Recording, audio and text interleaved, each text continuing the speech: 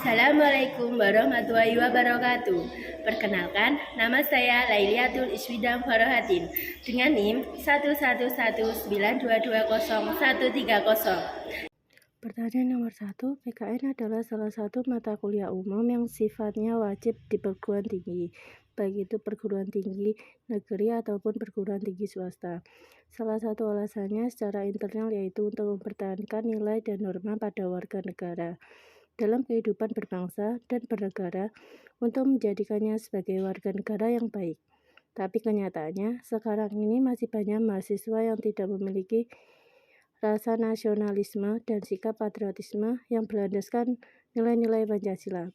Bagaimana pendapat saudara dengan konsep dan kenyataan tersebut? Jelaskanlah beserta contohnya. Menurut saya, PKN adalah mata pelajaran yang wajib dari SD sampai perguruan tinggi. PKN bertujuan untuk memberikan pengembangan kepada siswa tentang nilai, moral, dan sikap perilaku menjadi warga negara yang baik dan menjunjung tinggi nilai Pancasila sesuai dengan Pasal 37 ayat 1 dan 2 Undang-Undang Nomor 20 Tahun 2003. Namun, kenyataannya pada zaman sekarang banyak mahasiswa yang tidak memiliki rasa nasionalisme dan sikap patriotisme yang berlandaskan Pancasila. Karena adanya pengaruh globalisasi dan perkembangan teknologi yang sangat pesat ini. Contohnya internet. Para mahasiswa menggunakan dengan tidak semestinya. Mereka berlarut-larut lama menggunakan ponselnya untuk hal-hal yang tidak bermanfaat. Mungkin hanya beberapa persen saja yang menggunakannya untuk sekedar membaca berita ataupun mencari informasi yang penting. Selebihnya untuk scrolling media sosialnya seperti TikTok, IG, WA, dan lainnya yang tidak ada habisnya. Selain itu, banyak generasi muda zaman sekarang yang bolos, tidak mencintai produk dalam negeri, membuang sampah sembarangan, penyalahgunaan narkoba, seks bebas, merusak fasilitas umum, dan lain-lain. Hal itu membuat perilakunya tidak hanya merugikan dirinya sendiri, namun kita merugikan masyarakat lain yang ada di sekitarnya. Seperti contoh sekarang ini pengesahan RUU Omnibus Law Cipta Kerja dilakukan DPR RI pada Senin 5 September 2020. Pertanyaan kedua, salah satu alasan perlunya identitas nasional bagi Indonesia yaitu agar bangsa Indonesia tetap bersatu dalam menjaga nilai persatuan sesuai dengan ideologi atau dasar negara Indonesia.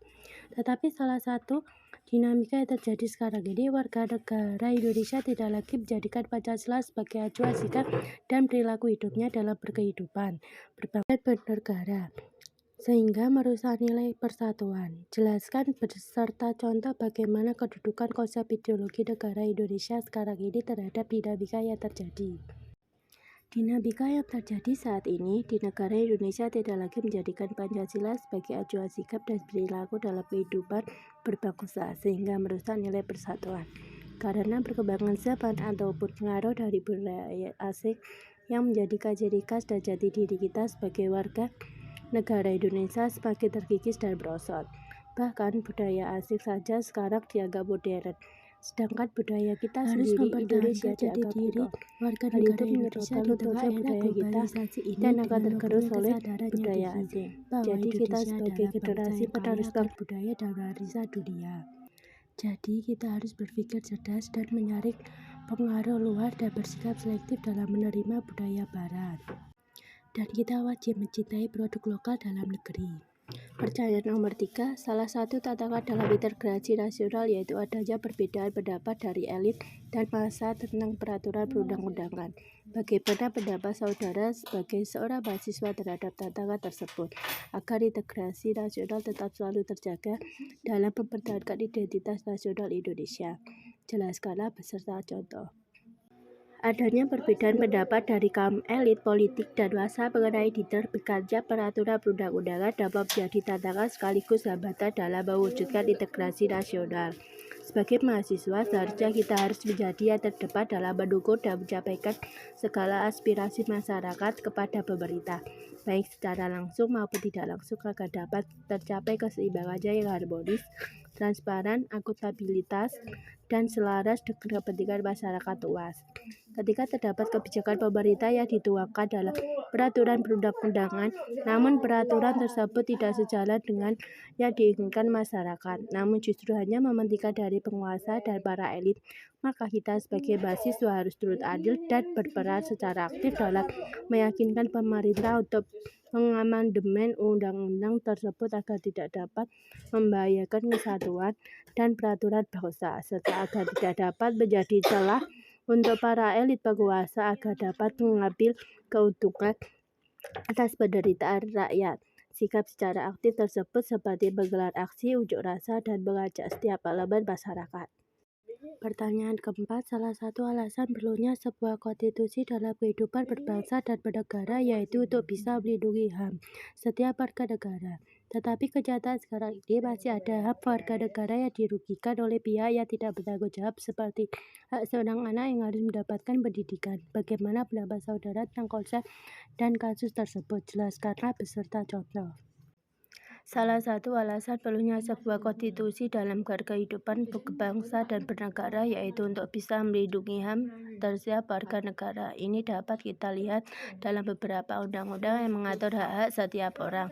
Hak ini sifatnya universal. HAM pada prinsipnya tidak dapat dicabut. Hak asasi manusia tidak dapat dibagi-bagi, saling berhubungan dan saling bergantung. Setiap orang memiliki hak dan berkewajiban yang sama, tidak memandang tinggi rendahnya derajat. Hak ini bisa berupa hak hidup, hak bekerja, hak berpendapat, dan juga hak mendapat pendidikan untuk anak-anak. Tetapi kenyataannya sekarang ini masih ada HAM warga negara yang dirugikan oleh pihak yang tidak bertanggung jawab seperti hak seorang anak yang harus mendapatkan pendidikan sesuai dengan bunyi dari pasal 31 ayat 1 Undang-Undang Dasar 1945 yaitu setiap warga negara berhak mendapatkan pendidikan. Pasal ini menyatakan bahwa setiap warga negara berhak mendapat pendidikan. Namun sering kita jumpai di luar sana banyak anak-anak jalanan yang terlantar yang belum menyentuh pendidikan sama sekali. Seharusnya anak-anak jalanan yang terlantar itu bisa mendapat apa yang menjadi hak mereka, yaitu hak memperoleh pendidikan, karena masa kecil, masa kanak-kanak mereka yang seharusnya mereka habiskan di bangku sekolah menjadi sebaliknya. Pratama, umur 12, warga Bulu, RT 5 RW 14, Desa Bejiharjo, Karangmojo, Kabupaten Gunung Kidul, Daerah Istimewa Yogyakarta. Bocah lulusan SD dari kalangan keluarga miskin ini terancam putus sekolah karena terpental dari SMP Negeri 2 Karangmojo akibat peraturan zonasi PPDB. Sementara untuk menjadi siswa SMP swasta atau di daerah lain, nenek dan kakek yang merawat Pasha sejak kecil tidak mempunyai biaya. Padahal Pasha ingin melanjutkan sekolah di SMP. Ia bahkan sudah membeli sejumlah peralatan sekolah semisal buku tulis, pena, dan juga tas baru. Semua itu dibeli Pasha setelah sang nenek menjual kambing kesayangannya. Ia juga mengumpulkan uang dengan cara menjadi pesuruh para tetangga, tetapi dengan sekolah yang jauh dan transportasi yang tidak memungkinkan, Pasha memutuskan untuk tidak sekolah lagi.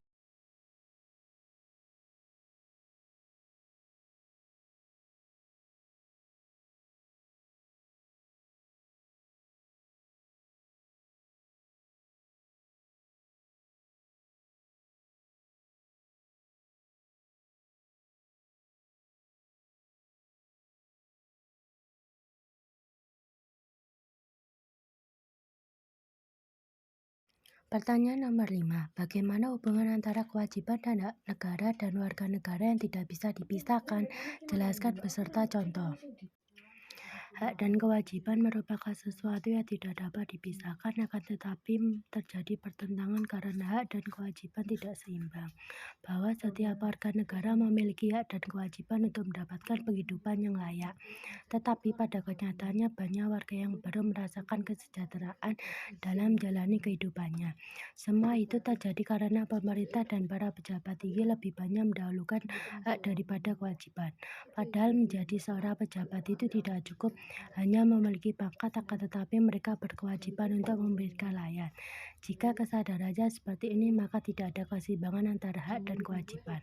Jika keseimbangan itu tidak ada, akan terjadi kesenjangan sosial yang berkepanjangan. Untuk mencapai keseimbangan antara hak dan kewajiban, seorang pejabat atau pemerintah pun harus tahu akan hak dan kewajibannya, seperti yang sudah tercampur dalam hukum dan aturan-aturan yang berlaku. Jika hak dan kewajiban seimbang dan terpenuhi, maka kehidupan masyarakat akan aman sejahtera. Nurbaiti Rafiq, umur 44, ditemukan tewas di rumahnya di perumahan Gabari RT 1 RW 9, Kadung Waringin, Bojonggede, Kabupaten Bogor, Jawa Barat pada Sabtu 18 Juli 2015 dalam kondisi sudah membusuk dan ada bekas jeratan ikatan di tangan kirinya. 3 pelaku yakni Syarifuddin umur 20, Ubaidillah umur 22, dan M. Pujiono umur 20 ditangkap pada Senin 20 Juli. Sementara satu pelaku lainnya, Denny, yang merupakan otak pembunuhan, ditangkap 1 hari setelahnya di Bandung. Adapun motif pembunuhan ini murni kasus perampokan. Pelaku telah melanggar hak hidup seseorang dan pengingkaran kewajiban untuk menghargai hidup seseorang. Atas perbuatannya itu, para pelaku dijerat dengan pasal 363 dan 365 KUHP. Tentang pencurian dengan kekerasan, pelaku terancam hukuman 20 tahun atau penjara seumur hidup karena pencurian yang dilakukan bersama-sama sampai merenggang nyawa.